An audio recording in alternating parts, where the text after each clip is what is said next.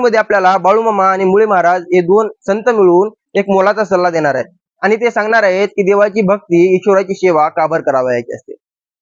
जे मल्हार जे बाळूमामा हे दोन्ही योगी मिळून आपल्याला सन्मार्गाला लावण्याचे काम करीत आहेत.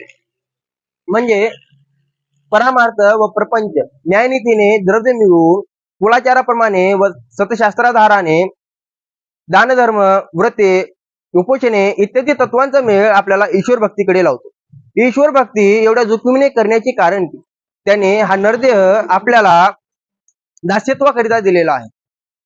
म्हणून त्याची इमाने इतबारे शास्त्राज्ञाप्रमाणे सज्जनाच्या अनुमतीने आपण त्याची सेवा केली पाहिजे. तरच तो आपल्याकडे हा नरदेह ठेवत जाईल. त्याच्या सेवेतून आपण जे किंचितही अंतरलो तर तो आपल्याला आदिदैविक आध्यात्मिक व आदिभौतिक अशा विविध पीडा देणार व 84 लक्ष युनिट जन्ममरणाच्या फेऱ्यातून दुर्धर यातना पण आपल्याला सोसाव्या लागतात यमाच्या.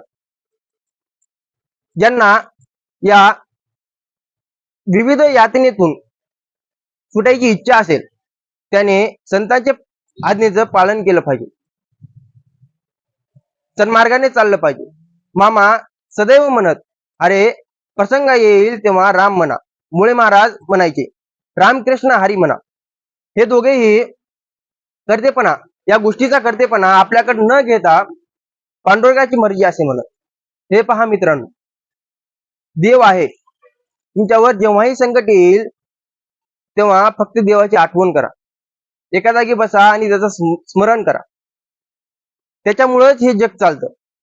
त्याची जर इच्छा नसेल तर या झाडाचं पान सुद्धा हलणार नाही. फक्त त्याच्यावर विश्वास ठेवा. तो तुमचाच आहे आणि तुमच्यासाठी धावून येईल. फक्त त्याचे व्हा. जय बाळूमामा.